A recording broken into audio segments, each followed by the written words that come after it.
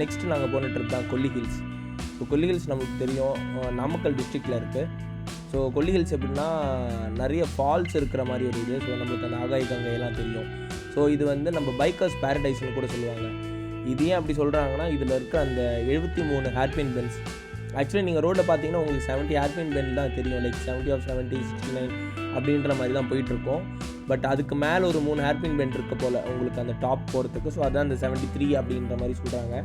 So இதில் actually drive பண்ணுறது நல்லாயிருக்கும். லைக் ரொம்ப க்ளோஸ் கட்டாக இருக்கும். நம்ம ஊட்டி மாதிரி நல்லா லாங்காக போயிட்டு ஹேர்பின் கிடையாது, நம்ம அப்படி ஃபாஸ்ட்டாக ஹேர்பின் பென் மாதிரி.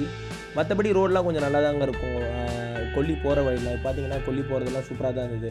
கொல்லி எதுக்கு ஃபேமஸ்னால் மூலிகைக்கெல்லாம் ரொம்ப ஃபேமஸ். ஸோ அங்கே எங்கே பார்த்தாலும் நீங்கள் அந்த மூலிகை சூப் அப்படின்றது உங்களுக்கு ஈஸியாக கிடைக்கும்.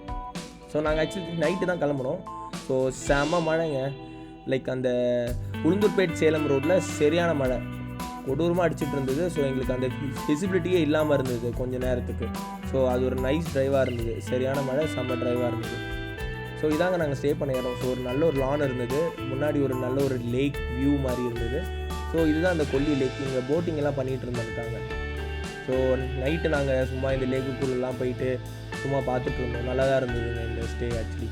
ஸோ அந்த லான் இருந்ததில் நாங்கள் அப்படியே கிரிக்கெட் ஆட ஆரம்பிச்சிட்டோம். ஸோ ஸ்ட்ரீட் கிரிக்கெட் நம்மளுக்கு தெரிஞ்சு தான், எல்லாருக்கும் கொஞ்சம் ஃபேமஸ் தான். ஸோ அப்படியே அந்த சைல்ட்ஹுட் மாதிரி அந்த பாக்ஸ் கிரிக்கெட் போட்டுட்டு மேலே தூக்கி சவுட்டு அது மாதிரிலாம் உட்காந்து விளையாடிட்டு இருந்தோம். ஆக்சுவலி நல்லா இருந்தது. அடுத்து நாங்கள் போனதான் நம்ம அருவி.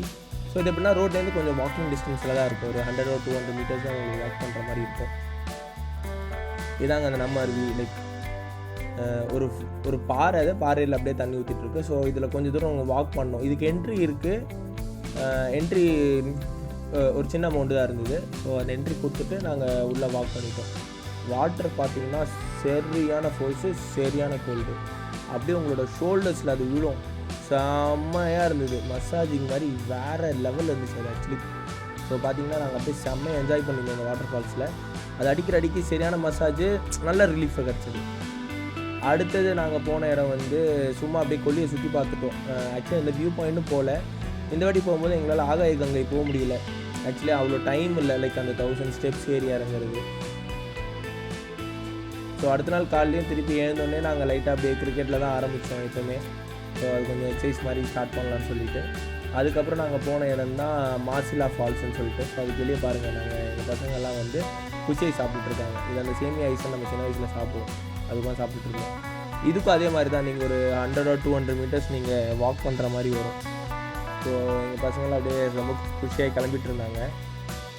ஸோ இதாங்க இந்த ஃபால்ஸ் என்ட்ரன்ஸில் பார்த்தீங்கன்னா ஒரு சின்ன ஒரு ஷெல்டர் மாதிரிலாம் வச்சுருந்தாங்க. ஸோ இந்த ஃபால்ஸ் இதாங்க ஃபால்ஸு. ஸோ நல்லா தான் இருந்ததுங்க ஃபால்ஸ் ஆக்சுவலி. இதுவுமே அந்த லெவலுக்கு ஃபோர்ஸ் இல்லை, பட் ஓகே. அவ்வளோதாங்க, நாங்கள் கொல்லிலேருந்து கிளம்பிட்டோம்.